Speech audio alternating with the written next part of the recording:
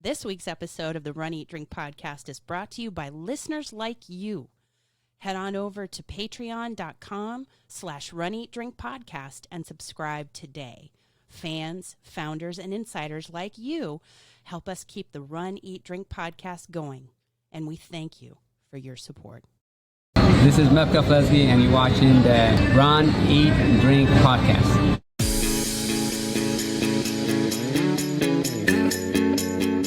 Welcome to the Run, Eat, Drink podcast. We feature destination races from across the country. And after the race, we take you on a tour of the best local food and beverage to celebrate. So whether you are an elite runner or a back of the packer like us, you'll know the best places to accomplish, explore, and indulge on your next runcation. Hey, welcome to episode 167 of the Run, Eat, Drink podcast. I'm your host, Amy. And I'm your co-host, Dana. Welcome to the show. It is so nice to sit here with you right now. I sounded like a bird just now. Yeah. High-pitched squeal. A little bit. What the heck? Sorry. We'll normalize that in editing. We'll fix it in post. We won't. No, we won't. No, we're sorry. Whenever podcasters say that, they really don't mean it. I love that we had Meb introduce us from back in the day when we were a video podcast. Yeah, that was going back a bit. I think we were into like episode 21 for the original Mebisode. Yeah. And then we had him on again, I think about a year later. Yes. As I recall. Yes. Because it was the same... After the same race. It was after Gasparilla each time. Mm-hmm. And so fitting because of the theme of today's show. We have named this show aptly a big serving of nostalgia. Yeah, I think Amy's indulging me a little bit. Why do you say that? Well, this week's episode is going to be about a lot of things that are nostalgic, mostly for me, but somewhat for Amy, because we're going to be talking about, in the food and drink segments, some places, specifically the food, that's near and dear to my heart and actually goes back to my childhood growing up in Tampa. That is true. But it's also nostalgic for me in a different way, and it's a more recent nostalgia. Yeah. I'll say that. And then Danny's chiming in. Danny agrees. She agrees. She agrees. So apparently we've hit podcast gold when the dog's chiming in. Yeah, this is going to be all about nostalgia today, and a look back at a restaurant that was a big part of my childhood, and hopefully you'll get an opportunity to get there before it's too late, and we'll explain more about that later. And that's not all in terms of nostalgia. No, it's not. We're going to be talking about an amazing beer or beers, beverages. I think plural, yes. From a place that we visited on the show. Gosh, how many years now? It's been a hot minute since we visited this place. But we are returning to a restaurant from... I can't say the year. I can say... It's episode 32. Okay. The episodes 31, 32. 32 specifically in talking about the beer from this place. That's about 130 weeks ago, so do the math. Is it? So that's about right. Because we publish weekly. The podcast feed thinks we have something like 200 that's 50 episodes because we have quick bites in there. That's true. Okay, it was a while back. Like I said, It was a hot minute. And of course, we're going to be talking about running. We're hot and heavy doing it. No pun intended there when I talk about hot. But first, we have some shout outs. We do. I am very excited to wish Greg in Orlando a good luck. He doesn't need for his Bryce Canyon Ultra. Yeah. That I believe is coming up this weekend after this episode is released. Do you remember what the distance is on that one? 50K? 50, yeah. I believe it's 50K. So best of luck to him. He has it in the bag. He's a pro. He's a machine. Yes, but we just wanted to shout him out. And also connected to him, we have had on the show the Will Run For podcast hosts, and they are celebrating this week their first podcast anniversary. Yes, as a matter of fact, we had to jump out of their podiversary celebration online. They were doing a live stream so that we could jump on the computer to record tonight's episode. So happy first anniversary of many more to come. We love your show. We loved having you on ours, and we can't wait to meet up with you at a real live race. Absolutely. But wait, there's more. This one we've saved for last in the shout outs. Although there will be more shout outs down the line in the show today. We have a patron. His name is Josh. We have often joked that he's the executive producer in charge of hashtags. Right? You call him the executive producer. I do, because I always screw it up on the coffee chat. I'm like, the chief executive officer of hashtag. I don't know. He needs a title. He cracks jokes in a lot of our live streams and feeds. He's really active. He's a huge supporter, and he's got a great sense of humor. And he was coming up with funny hashtags about stuff we're talking about.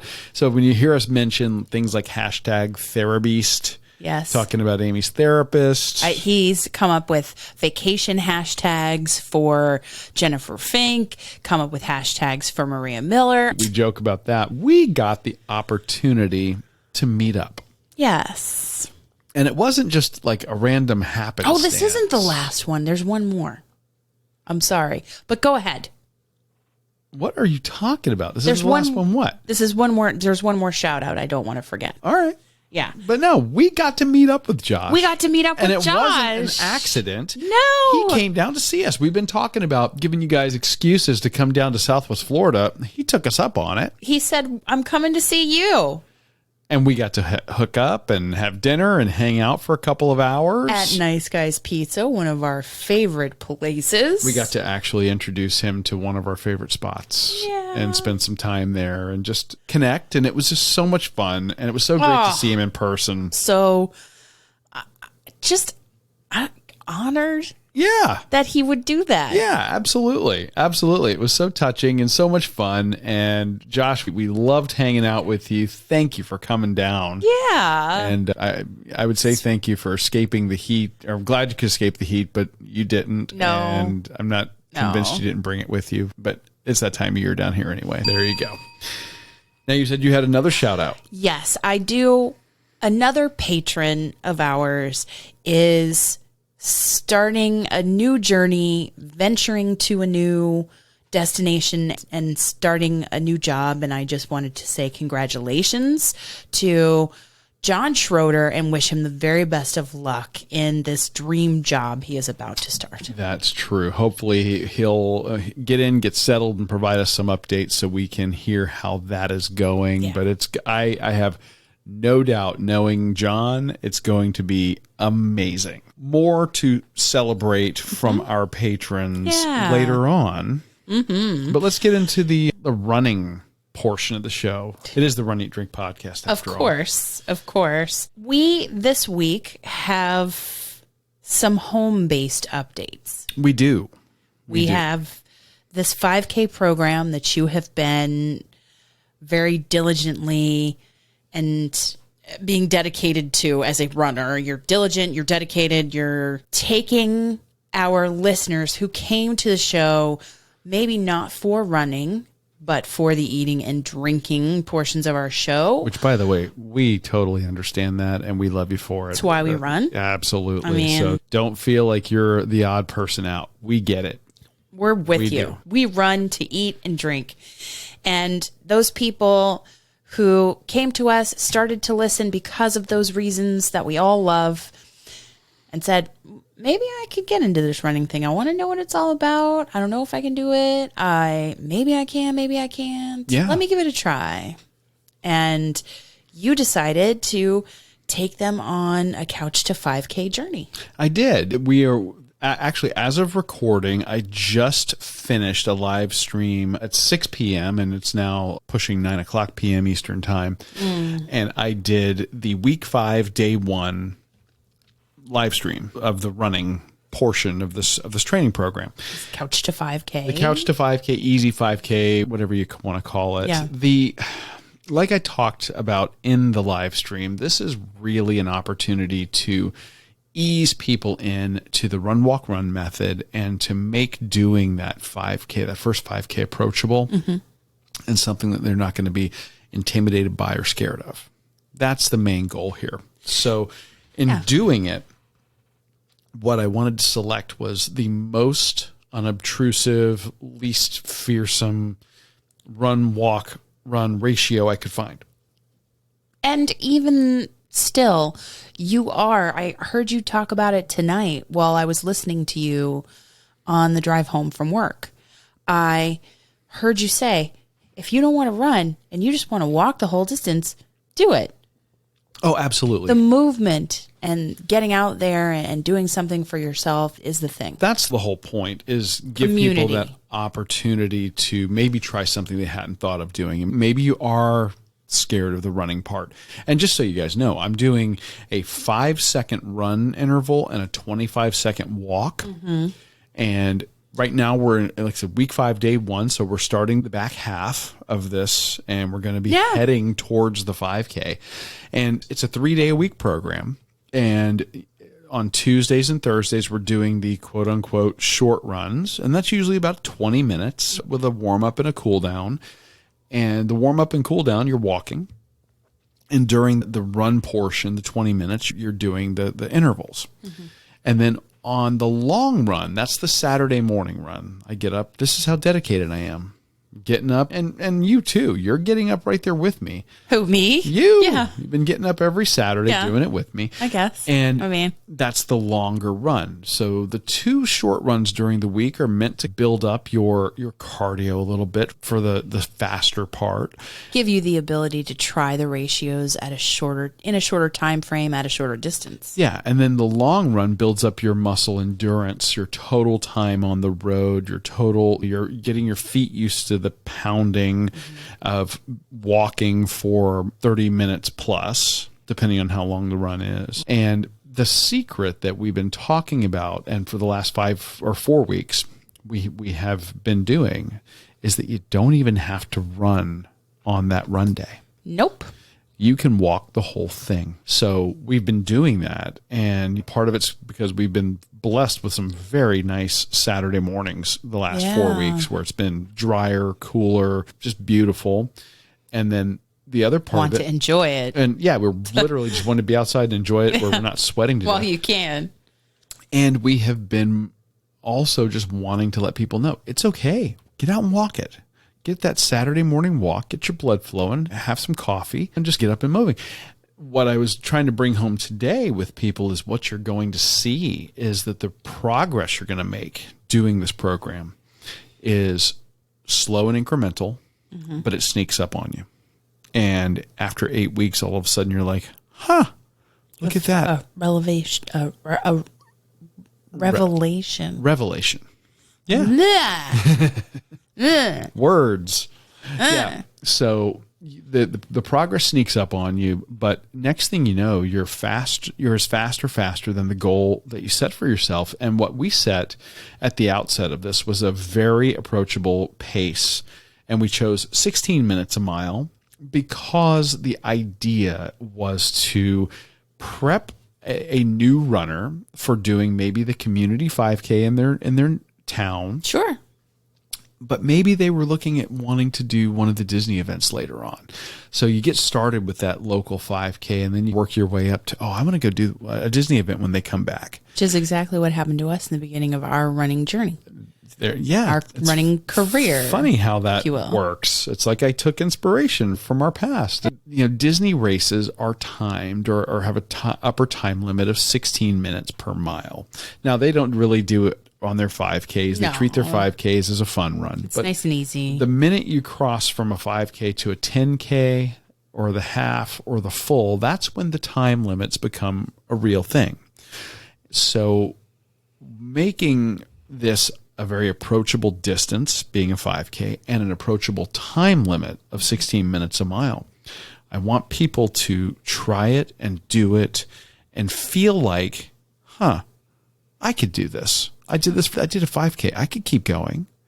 And maybe they're going to try that 10K. And once they've got the 10K under their belt in training at or below that 16-minute threshold, you now know going to Disney, you're safe from getting swept. Yeah. And you can go and enjoy the music and the characters and the course and all that fun stuff. So that's been the idea. And it's been really a lot of fun. The positivity and the feedback we've been getting, folks over on Instagram messaging us and posting their runs and letting us know that they're they're listening on replay. Yeah. And or running. They're taking the mileage, they're watching a little bit, and then they're doing on their own. That's awesome. I'm just thrilled that anybody's doing it at all. So that's been what I've been focused on. This is, like I said, we're at the beginning of week 5. I believe our second run of the week is going to be on Thursday. I believe it's another 20-minute run with a 3-minute warm-up and 3-minute cool-down. So like we've been saying along, before you start any exercise program of any kind. Here comes the disclaimer. Absolutely. Consult your doctor. Make sure your doctor's okay with it. And maybe this is going to be the thing that works for you. And if you don't like that interval, and we've had people say that's a really short interval, I don't like the start and stop. Do your own interval. That's fine. Totally fine. Or walk the whole thing. Yeah. But we hope you'll check it out. The live streams have been in our social media feeds on Facebook and YouTube and Twitter. Because I'm using StreamYard to do it with my phone. And I've got the phone in a gimbal and I carry it, and people get I get a shoulder workout too, holding this camera up. Working on your upper body. Yep. It's all for you. Love it. So I can see that. Yeah. So that's what I've been doing this week because of work and travel for family and for the show. Didn't get to do any additional running in addition to the 5K training program, but that's okay. That's just this week. But you don't have to. You like to do that for yourself. I do that for myself. Yeah. But it's not part of the program. It's No. I'm just talking about like me getting out and doing any additional running, doing some of my own 5Ks, like at my own pace. I tend to default to 5K being my training run distance, like my maintenance distance. And I just didn't get a chance this week to do anything. Yeah. But you, on the other hand, have been Little Miss Yoga and strengthening and shuffling. Talk about your training. Give us an update. I'm doing at-home physical therapy exercises that have been assigned since I have no additional sessions with the therapist. She has graduated physical therapy. Yeah. I wish we had pomp and circumstance to play. Well, it was anticlimactic because I had the session and I thought I had one more, but no, I don't. Oh well. She's still great. She's awesome. I know she probably doesn't listen to the show, but Kristen, you rock. And I thank you for getting Dana back into running successfully after his surgery and for coaching me and supporting me in continuing my journey to get there too. So she has packed the online resource with a bunch of exercises, both machines if I'm going to go to the gym or at home ones to use with a stretch band or with a BOSU ball. As you're so fond of saying you want to get me. In fact, I'm going to get on Amazon right now and order it. You are not. With Amazon Prime. Come on. It's happening. We're doing it. It's happening. Okay. Podcast history is being made right here. You know, there are lunges. There are exercises on the list that require no equipment. I'm just saying. But you love the BOSU ball so much. I love it. Yes, I do love it. So much, but and when I can get to the gym early enough, then or on a day off, I like to swim as well. So I'm trying to incorporate all of these things in addition to going back to work and seeing how I can balance all of that. And I'm still doing the Couch to 5K training sessions, walking that longer distance with you, and also doing my training runs that are shorter during the week, that they're slower than 16 minutes a mile for me. Again, we've been talking about the need for you to take it slower after this knee as opposed to your first knee. Mm-hmm. And you've been very good in spite of your desire to sometimes overdo it. Yeah. And the progress has been there. I absolutely can see it. I can see it in your gait. I can see it in you're wincing in pain fewer and fewer times a day because you step wrong. Because I used to see you do that a lot right after surgery. There are going to be times and days when that happens because nothing is perfect. But I'm doing what I can to get back to running at the back of the pack at the pace that would keep me safe at a Disney race. Absolutely. And I know that we're not a Disney podcast, but that is just it's a good barometer of progress. Benchmark that I can good word. Live with, and that I can strive for, that I think may be attainable. Oh, it's more than maybe attainable. Yeah. Now that the Bosu ball's on order through Amazon Prime. Oh my God. Yeah. All right. There you have it. That's how I'm doing it. And I'm doing mine in the morning before, if I need to take care of a training run or a shuffle, hashtag Amy Shuffle, as JoJo and Josh and everybody in the whole coffee crew loves to shout out and support, which I so love and appreciate. I shuffle in the morning before work if I need to. Yeah. Well, it's a good time to do it before it gets hot. Yes, it was actually pretty good today. Brutally hot this afternoon. Yeah. So I'm a little jealous of you there. Yeah, I Ding, go for it. Yes, the weather bell. And she forgot that the dog really, we have learned that our dog Buck really hates the weather bell. Really hates the weather bell. That didn't start. That didn't start until we got our new refrigerator, which has an alarm that lets you know if you've left a door open, and it sounds remarkably like that. And he can't stand that either. He does not like it.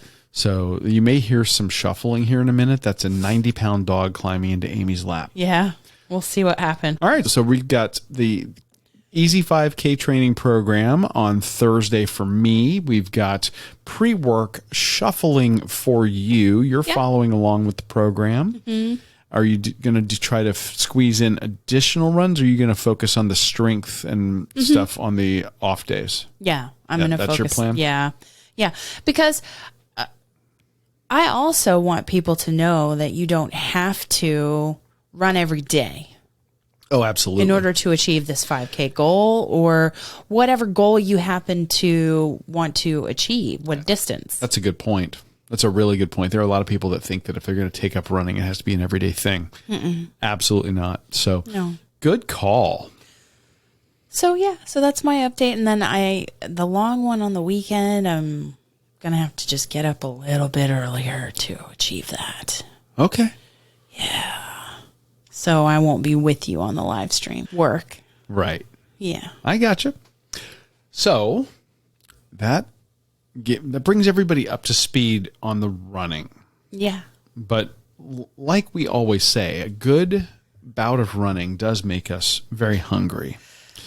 And some of our favorite running has actually taken place in the city of my birth, Tampa, Florida. Yeah. We've talked about the Gasparilla Distance Classic. We've run that 13.1 miler a couple of times. We haven't done the shorter distances there, but our very 5K, first 8K, race, for our very first run for the very first episode of the show was the Tampa Beer Run.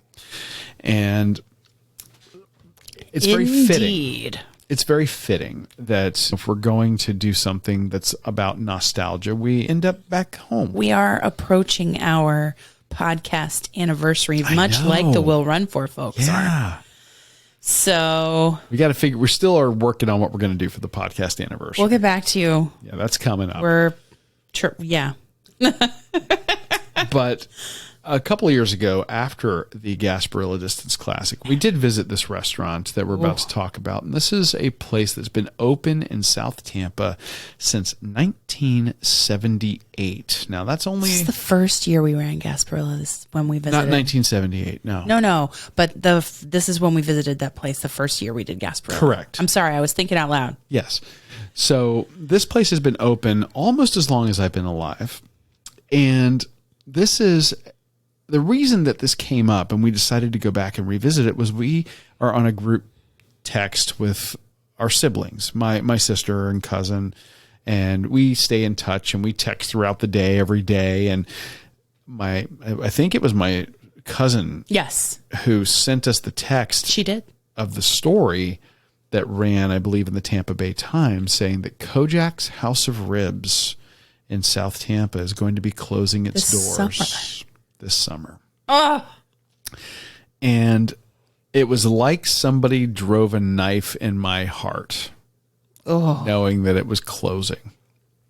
And tell us why. This is a place that I would go with my mom and dad on a pretty regular basis. It's a small house right on Gandy Boulevard, about a half a block from the intersection of Bayshore. So literally at that intersection is the turnaround point for the Gasparilla. And we talked about this a little bit on one of the live streams last week. And somebody in the live stream mentioned that when you are running the Gasparilla and you get to the turnaround, you can smell the barbecue. And it's true. If the wind's going in the right direction. So I was like, you know what? I mentioned it in our group chat with our siblings. And I said, we should road trip up and go and get lunch as a group. And they said, absolutely, let's do it. So we did. And we drove up to Tampa this past weekend. And lo and behold, when we arrived, it was packed. Yes. Not a parking space to be found. At all. The inside was full. Wall to wall people. The outside, this is an older wood frame house with a wraparound porch, and Gorgeous. The wraparound porch is the outdoor seating. It's on a huge plot of land that has, great old oak and I believe pine trees, but definitely oak trees. It's beautiful. Beautiful, very old Florida feeling. Mm-hmm. And not a seat outside either. No. And they're on a wait. Oh, and the whole sidewalk in the front of this house full of people waiting to pick up orders to go or get in to eat. Yeah. One more time or place a to-go order. Or plenty of times before the inevitable date comes. Yeah.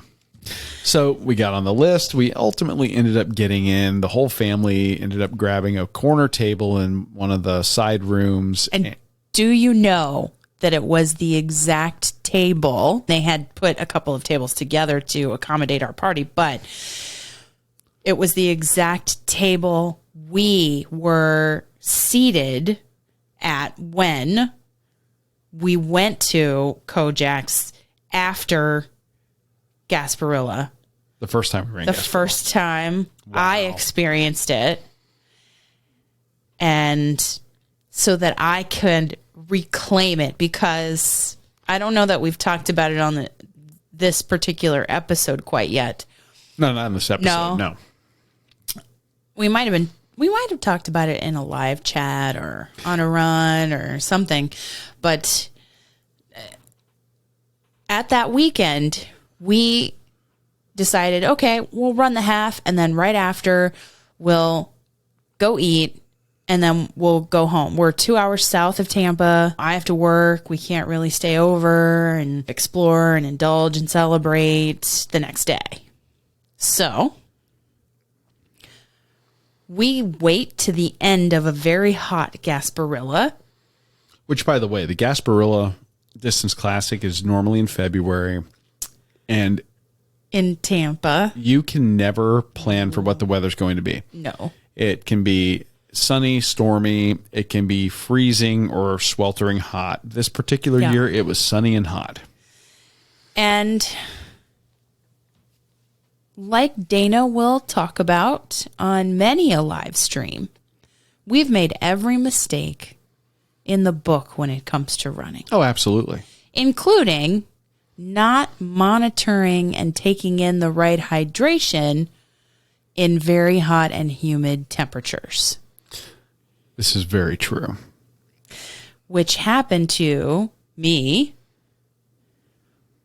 right after this race.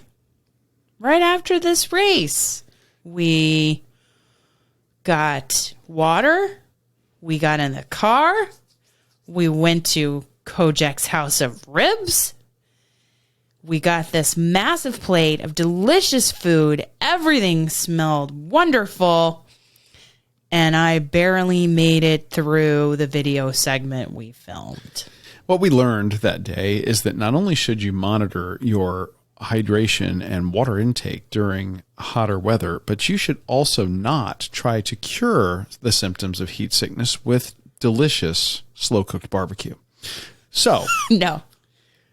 We came back to Kojak's to reclaim it. To reclaim it for Amy. I wanted her to enjoy. I really couldn't eat it. I was so nauseous I couldn't eat it. And that was not a reflect. I ate it. You did. And I ate a lot of it. I should have turned the camera around on you, but then I probably couldn't have held it steady at the point that I needed to. But so we wanted to reclaim it for Amy so she could have the awesome experience that I grew up with there, and I think we succeeded. I did. And what's great about it is that we had family around us, and we got to have this delicious barbecue, and now I have a fabulous and fantastic memory of this amazing place and its food. Absolutely. And it was funny. You ended up being the first person to order, and you became the trendsetter at the table. I did. I didn't mean two people. I didn't mean for that to happen. I wanted everybody to get what they wanted. But what you ordered sounded amazing, so everybody glommed onto that. I got a combo dinner. Yeah. And they let you choose. You can choose between 2 and 3 selections of meat. Now, it's called Kojak's House of Ribs. One of my selections was ribs. Then there's also chopped brisket, and there's hot sausage. Yeah.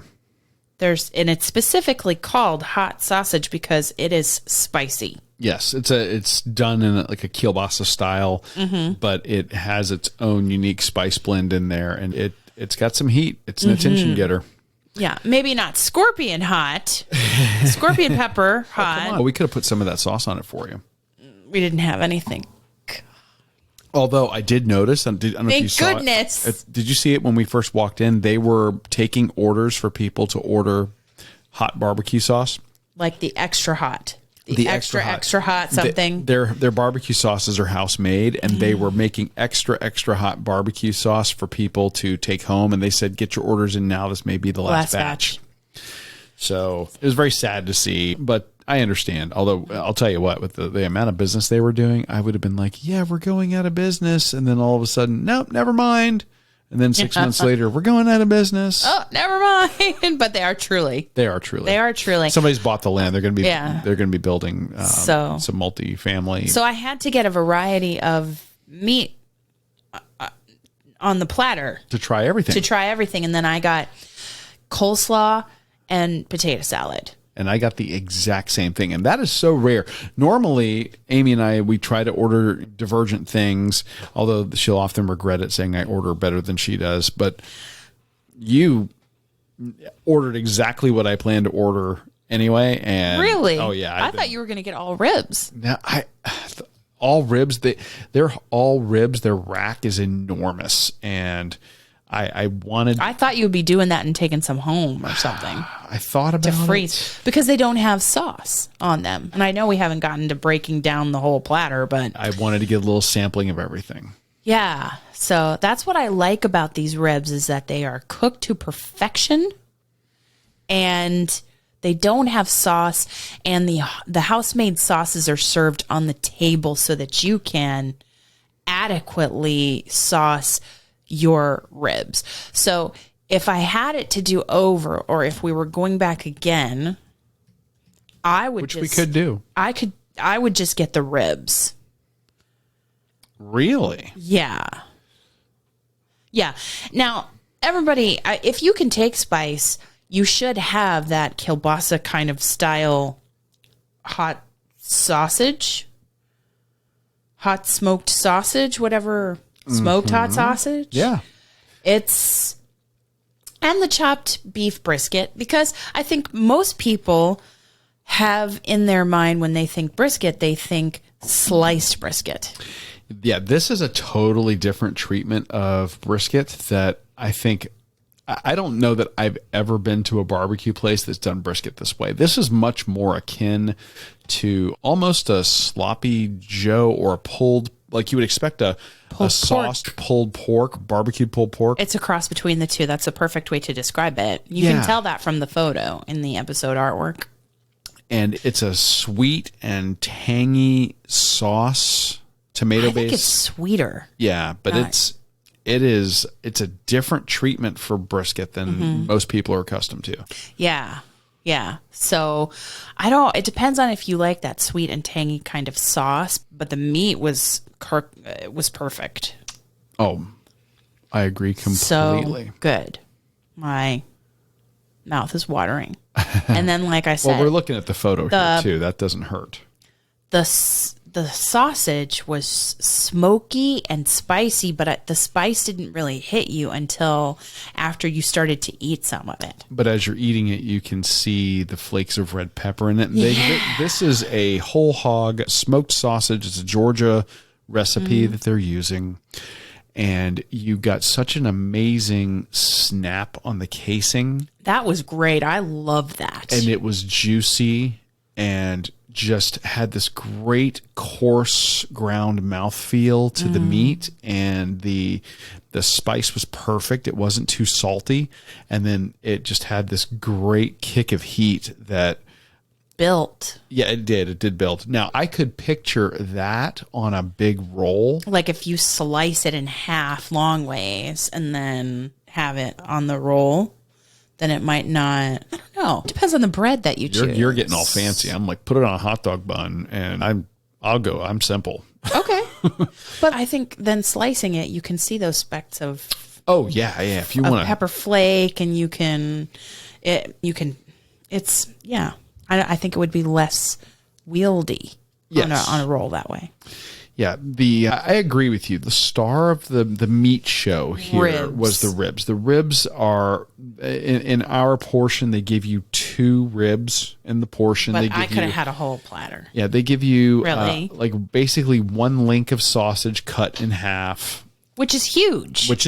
That's when you say 1 link. It's not like your average breakfast sausage. No, it's not like a brown and serve. It's like a link of kielbasa. And then you probably got anywhere from a half to 3/4 of a cup of the chopped brisket. I would say that's fair, yeah. And I mean, you don't leave here hungry, and that's just the meats. But let's talk about the ribs for a second. The ribs were, I think, perfectly cooked. Oh yeah. Like you said. They were not fall off the bone tender. These were more competition ribs where you actually had some toothsomeness and bite and pull like you're supposed to have. And that way you could experiment with the sauce. Yes. Because it wasn't sauced, you could have some of the mustard sauce. You could have some of the sweet barbecue. They had the hot on the table also. Also, you could have different flavors with that rib meat. And it's not all going to come off in one piece. And I loved how much meat you got on the ribs. These were substantial spare ribs. You were not getting a small portion at all. So good.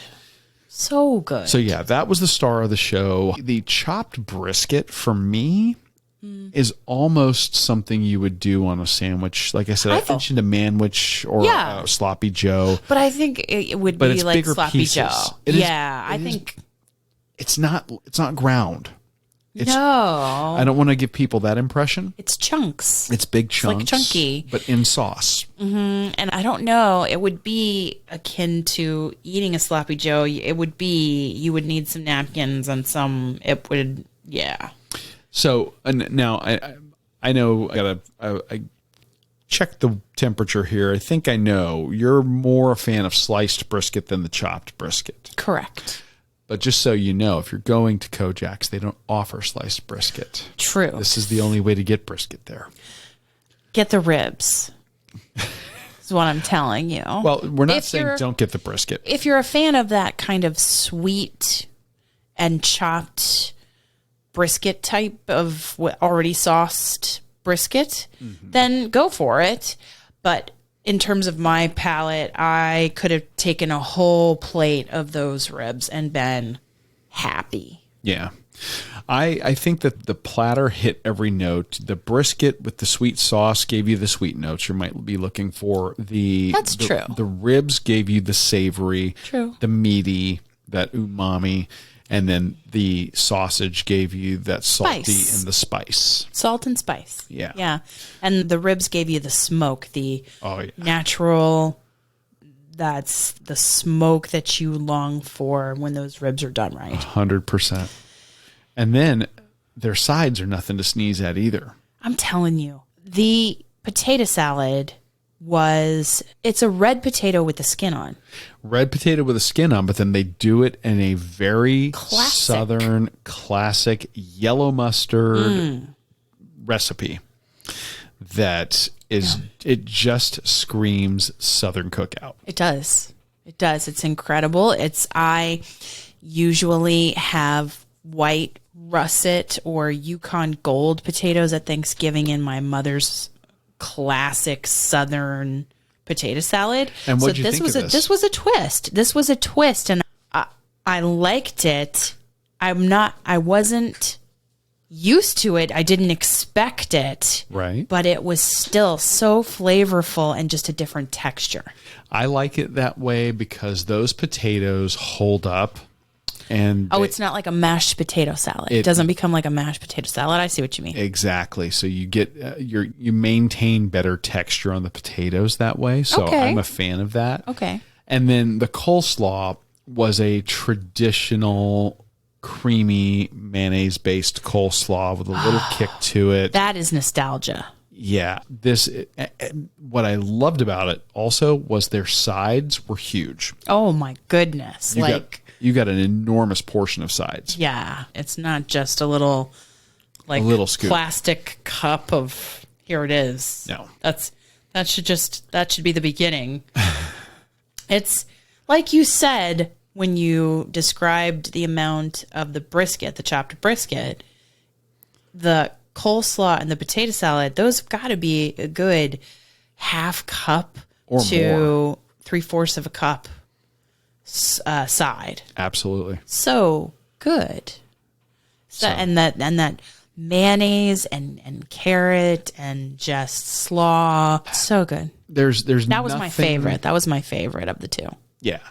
Because I'm just a sucker for that classic family recipe.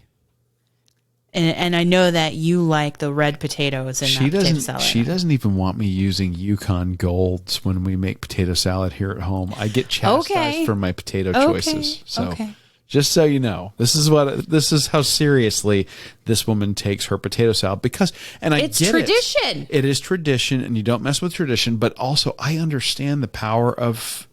We've talked about this with the power of nostalgia as the food ingredient. Yeah, I get it. I'm only mildly teasing And we are you. talking about nostalgia, so. And this is all about nostalgia today. Mm-hmm. But I will say, if you've got the opportunity to get down to South Tampa, if you're going to be coming down there this summer, and they were a little bit cagey on the exact time when they were going to be closing. So we have no idea. Call ahead, see if they're still open, Mm-hmm. and if they are, run, don't walk to Get the Kojak's ribs. House of Ribs. It's called House of Ribs for a reason, people. You're not going to go wrong with any of their meat selections. Of course not. But she's right. Get the ribs. Get the ribs. They're pretty incredible. Yeah. But before we go on to the drink portion, Yes.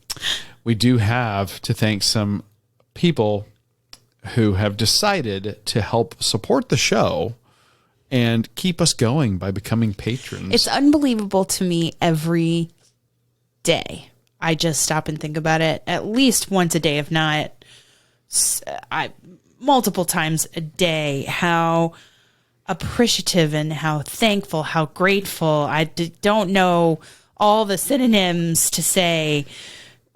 We so appreciate your support and the amount of growth you've allowed us to achieve. And this week, not once, but twice, I cried. Was overwhelmed with emotion because we have 2 new patrons. Technically, we have 3 for our show. We technically have 3, although 2 of them are one. Yes. They are unified. They are a married couple. Yes, much like the Baglianis, but they have decided to sponsor our show under the banner Metal Chasers. And it's Bill and Christina from Metal Chasers. They are amazing. We've had them on the show a couple of times. We do their virtual races. We love their medals. They support us as founders now. And that's the $5 level of sponsorship. Yes. And we also got another sponsor at the $5 level. We did. And that's Andrea Davison.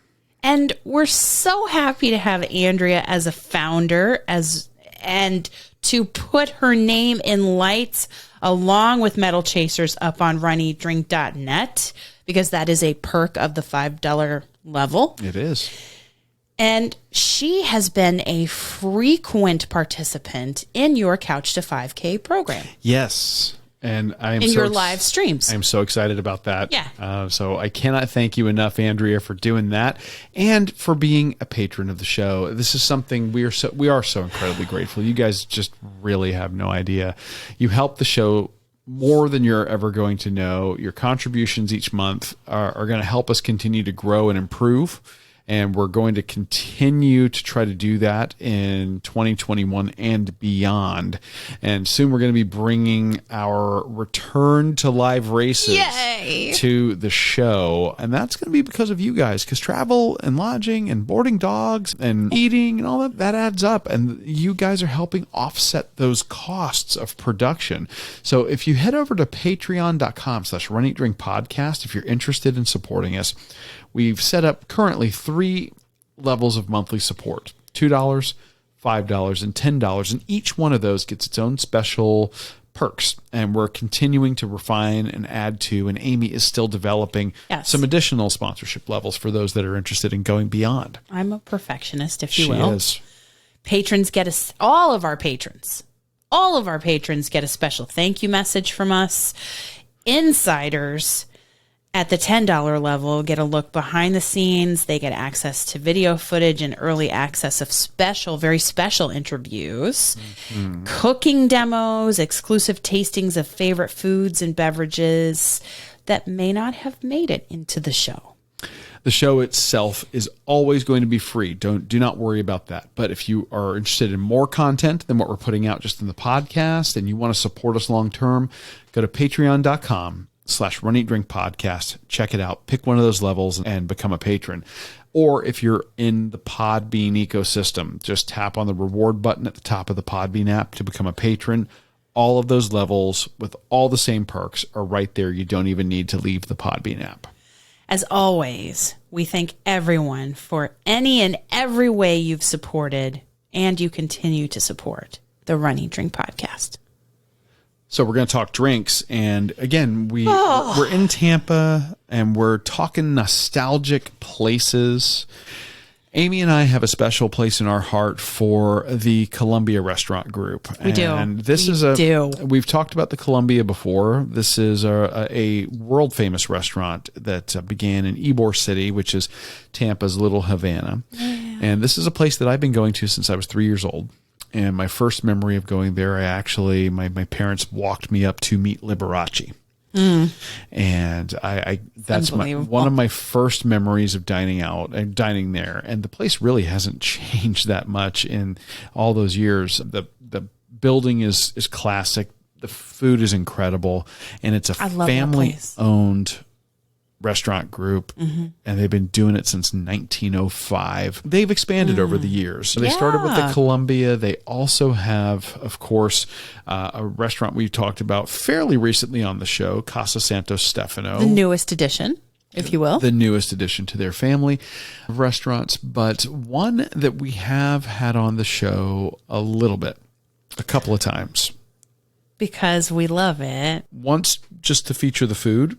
And then once we talked about it because we went and did a run sponsored by the Columbia Restaurant Group called Richard's Run. And they happen to have a brewery attached to this restaurant. Yeah, it's not that they're just making a couple of beers and you can get those on tap as well. They've got a full on brewery as part of this restaurant. And that race that you mentioned is coming up again in June. Yes. And they're going to have it live, I think. We may have to revisit that race. It's a Father's Day run, and it supports colon cancer research. Yeah. So we got the opportunity to go back there, and we wanted to feature a beer from Eulalie. Yes. And Eulalie's claim to fame is that they are in an old industrial building. I want to say it's a waterworks building in an area of Tampa at the end of the Riverwalk near the Armature Works. And they focus on fresh Florida ingredients in their cooking. But they also focus... Prostate cancer. Not colon cancer. Sorry. And that's for Richard's Run. Yes. Sorry. So their focus is on fresh Florida ingredients, but their beers, they are doing all kinds of amazing stuff at the Eulalie Spring Brewery. And one of the beers that they do is one that we've talked about on the show before, and it's called Wedding Beer. And we actually got the opportunity to talk to an interview and get a tour from Tim Shackton, the head brewer. Such a great guy. Back in episode 32. And every time we've gone back and he's been there, he's remembered us, he's come over and talked to us and hung out for a little bit. And he's been so generous and giving of his time, like you said. And we got a picture with him this time. We did. Yeah. So... we talked about the beer there at the brewery in episode 32. We're going to have links to that. That's a video episode, as I recall. Yes, it is. And you can check that out in all its glory. But they had a special beer there that's a riff on the wedding beer. Oh, yes. And the wedding beer, just so you guys know, is you give us the description. Okay. In fact, you reached out to Eulalie today. I did. And got to talk to Michael Kilgore. Who we've had on the show when they opened their newest restaurant. Yes. Casa Santo Stefano. And he was just so giving of his time. And then he talked about the fall race, the November, which is usually a nighttime race through the streets of Tampa. And both support that same cause. So I reached out to him and I said, listen, we were so fortunate to talk to Tim and spend time with Tim and get a photo with him. We forgot to ask him the details on this barrel-aged wedding beer that we got to enjoy. Yeah. And this is the riff on the wedding beer. Can you just tell us some of the details, or like shoot us we can't find it anywhere on your social channels, the description of this delicious beer. And he was so good to reach out to Tim and send us the beer that you enjoyed. Had a 5.5% ABV. It is our house favorite wedding beer, a mixed berry fruited lager that was cold aged in a Bowman bourbon barrel. Bowman? Let's go with Bowman. Okay. For 2 months. Delicate vanilla and oak notes surround a crisp black fruit-driven finish. Yeah. Now, normally the wedding beer is 4.99% ABV, and it's a crisp fruit-infused lager. We love that beer on its own. It's delightful. It is not a dessert beer. It is a refreshing, light, fruited lager. Yeah. It is absolutely one of I would say it's in our top 3 or top 5 beers that we have ever done on the show. Give us a whole keg of that. And let's get a kegerator in this house. Yeah, and they do make this. They will actually make this beer for wedding parties that are wanting to celebrate with Eulalie. And they'll make special versions, barrel-aged versions if you want them to. And then they'll actually age it there at the brewery. They'll have the wedding party sign the barrel. They'll put a plaque on it and the whole 9 yards. And when it's time to tap it, then they present the barrel as a gift. It's awesome. It's a really neat service product that they're offering, and it is absolutely one of my favorite beers ever. And then they decided to build on it by barrel aging. And that description you gave was, I think, pretty spot on, but give me your thoughts on it. I thought we've had barrel-aged beer before. Once or twice. And it has been a very boozy flavor, and that's not a bad thing. It certainly can be. I'm just saying that is a characteristic of some barrel-aged beer we've had before.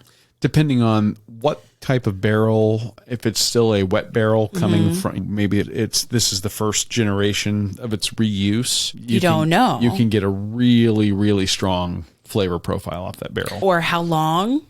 And how long you leave it aging in that barrel. Absolutely. But this Virginia straight bourbon, it's from Virginia, and I was born in Virginia. We're going to have to go find some and try it, I think. So this is all nostalgia on all these different levels tonight. Absolutely. And I just love that, even though I can't really talk at all. But tonight, I just don't know what's wrong with me. I love this beer for the subtle barrel-aged flavor. You can still get that wedding beer, that crisp fruit lager, refreshing carbonated flavor. And then it's balanced.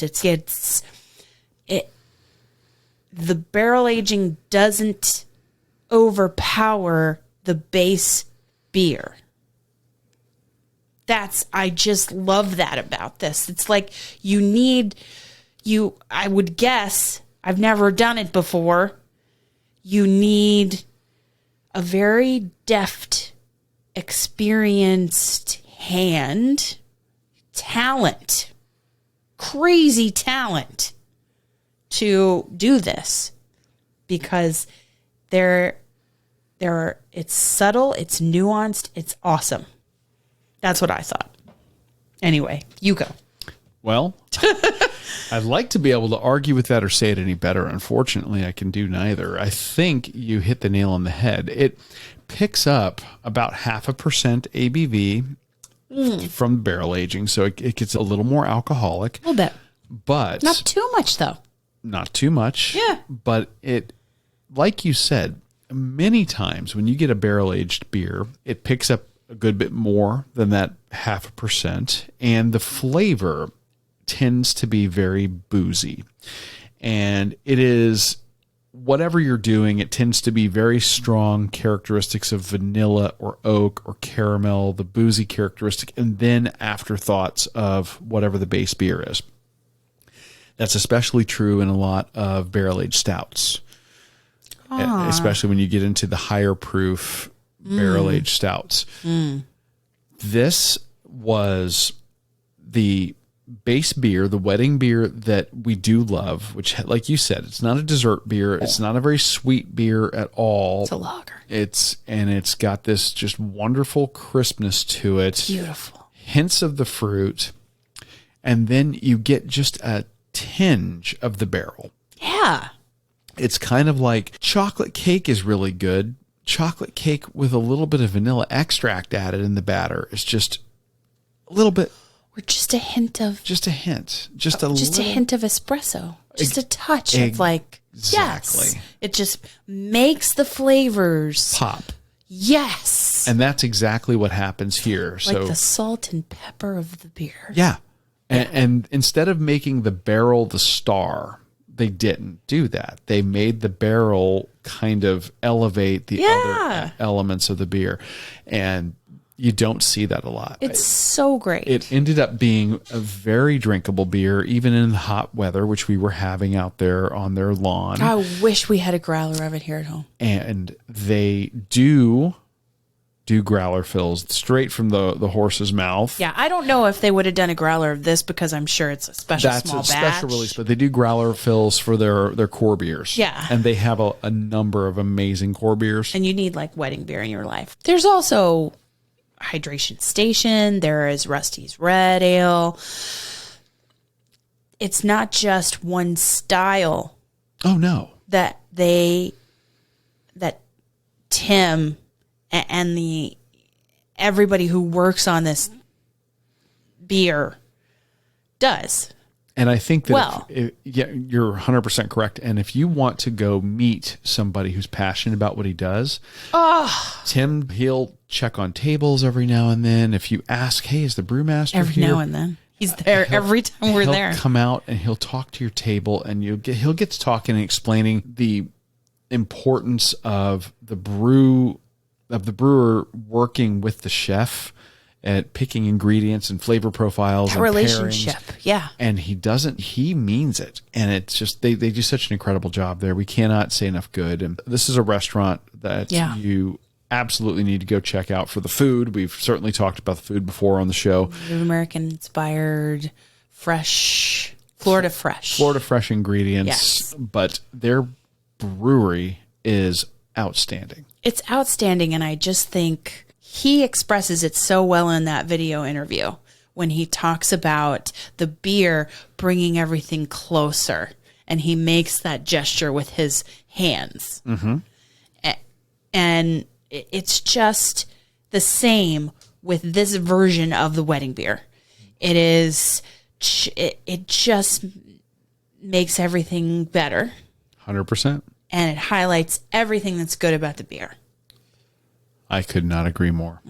So that is our recommendation for the drink segment. Get yourself to Tampa. Do your best to get to Kojak's before they close. Kojak's House of Ribs. Yeah. Almost gone, but not forgotten. Get there before it is gone. And then head down the road to Eulalie for a delicious, tasty beverage. Sit out there on their lawn. Look at the sunset over the Hillsborough River. Then take a walk next door to the Armature Works or down the river along the Riverwalk. It's going to be a wonderful experience for you in Tampa, Florida. It's amazing. Yes. Eulalie itself, but also Armature Works and the Riverwalk, like you said.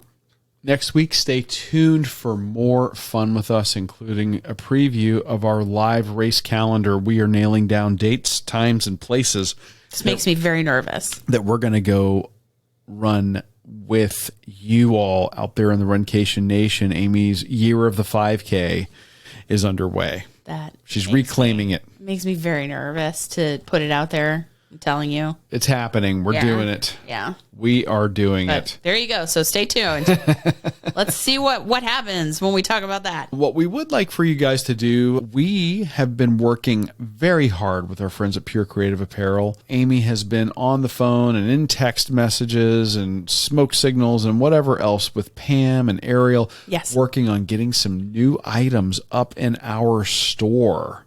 And we've got some cool stuff up there. We've got, for the first time ever, tank tops. We do, and we're continuing to take suggestions from the Runcation Nation, and I'm continuing to work with Pam. You've been getting some suggestions in the coffee chats. Yes. So we are expanding our options, and we also got some other ones. Actually, I believe this option came from one of your coffee chats as well. It was there was a request for the olive drab green, which we're still looking for the right shirt for that. That color is amazingly hard to find in a men's size. But we did find like a Gobi Desert Tan or Flat Dark Earth, and we're doing that with a black version of the Run Eat Drink podcast logo. Yeah. It looks cool. Yeah, and so we're continuing to add to that, but you should go check it out. If you go to runeatdrink.net and you click on support the show, there is a section for getting some swag, which will take you right there. So check that out. And if you have already gotten yourself some swag, get some for a friend, a family member, a coworker. The holidays are coming. We're just saying. Yeah, Father's Day's coming up. So anyway, that's going to do it for this week's show. Thank you for joining us on your long run, your commute to work, around the house, wherever you are. I am your host, Amy. And I'm your co-host, Dana. Stay safe, stay well, and we will accomplish, explore, and indulge with you really soon. Thanks for listening to this week's episode of the Run, Eat, Drink podcast. We're having another great year thanks to your support. Don't forget to follow us on Facebook and Instagram. We're at Run, Eat, Drink Podcast. And on Twitter, we're Run, Eat, Drink Pod. You can also give us a call at 941-677-2733 or send us an email at info@runeatdrink.net. Visit our website at runeatdrink.net and click on the subscribe link so you don't miss a minute. Find out how you can support the show at patreon.com/runeatdrinkpodcast. Accomplish, explore, and indulge right along with us. We'll talk to you next time.